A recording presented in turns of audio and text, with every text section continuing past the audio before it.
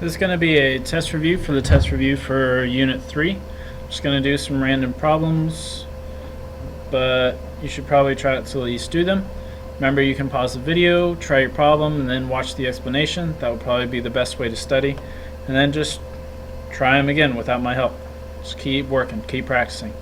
Okay, so the first one, solve v equals 1/3 base times height for h. So don't get freaked out by this. This is the same thing as v equals 1/3 base times height.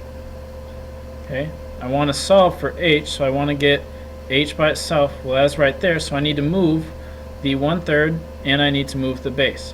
First, I'm going to move this because it is a fraction. So if I multiply it by 3, 3 divided by 3 is 1. Don't forget you have to multiply the other side by 3. So we're left with 3v equals bh. Well, now b is multiplying h, so to get it away, just divide by b on both sides. b divided by b is 1. 3v over b is 3v over b, because it doesn't reduce at all, so I have h equals 3v divided by b, and that is our solution. I'm going to go ahead and look at a perimeter problem next.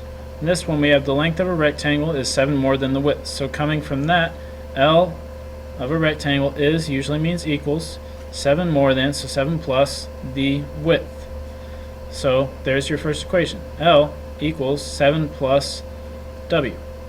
Write an equation, or the perimeter is 58 feet. Don't forget, if we have a rectangle, we have a length, we have a width. So two of these on each side will make one perimeter, because they add up all the sides. So 2W plus 2L equals 58 feet.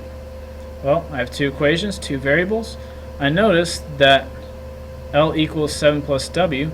There's also an L right there, so I can just substitute in. So 2W plus 2 times 7 plus W equals 58. Now it's just a matter of solving, because I only have one variable, so there I can go. 2 times 7, 2 times W, because I need to distribute with the parentheses. So 2W plus 14 plus 2W equals 58. Combine my like terms with the W, so 4W plus 14 equals 58. Subtract 14. Ooh, sorry, that's not a very good 14, but that's 14 all the same. So we have 4W equals 44. Divide both sides by 4. So W is 11. My width is 11 now. Well, if I know my width is 11 feet, to get my length, just add 7 to it. It says the length is 7 more than the width, so add 7 to your width to get that your length is 18 feet. This one's a little bit more difficult. The sum of three numbers is 137, so I know I'm going to add 1, 2, 3 numbers together, and their sum is 137. The second number is 4 more than 2 times the first. So if I'm comparing it to the first, I'm just going to call the first number x. It says the second number is 4 more than, so 4 plus 2 times the first. So 2x plus 4. 2 times the first, 4 more than, plus 4. The third number is 5 less than 3 times the first. So 5 less than 3 times the first. Well, I do 5 less than 3 times the first. 5 less than 3 times the first. Not 5 minus 3x, 3x minus 5. Now that I have my equation, it says write an equation and find the three numbers. So notice I'm finding all three numbers. I'm not just going to find one in the end. Okay, I have an equation. I can combine like terms, so I'll have 6x with all the x's. X and 2x make 3, plus another 3 is 6. Plus 4 minus 5 is minus 1 equals 137. I add 1 to both sides to get that away from there. So 6x equals 138. Divide both sides by 6. X is going to be 23. So there's your first number. So if your first number is 23, 2 times your first number, so 46 plus 4, your second number is 50. Now 3 times your first number, 23 times 3 is 69, minus 5 is 64. So 1, 2, 3 numbers, 64 and 23 make 87, plus 50 is our 137. So those are good. Those are our solutions. Okay, the last problem that I'm going to do for you guys. Okay, sorry, changed my example a little bit. Hopefully you can catch this.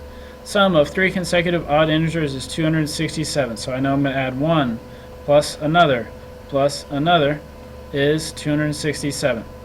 Well, I know if 3 consecutive odd integers are like 3, 5, 7. Remember, this is not our answers. This is just like an example of 3 consecutive odd integers of this.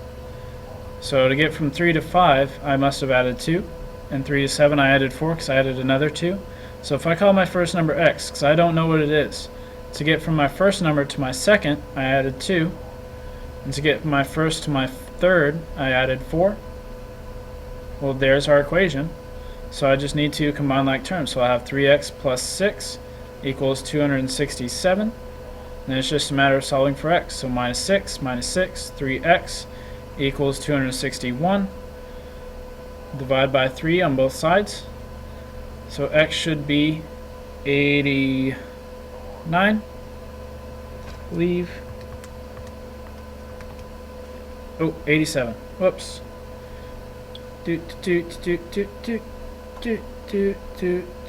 So x equals 87. Remember though, that is just your first number. That is not your final answer. It is not completely correct unless you find the integers, plural. There are multiple. So 87, next one, 89, next one, 91. They all have to be in a row. They are all odd numbers. If you want to check this, 87 plus 91 plus 89 will add up to be 267. Good luck on your test, and I will see you in class.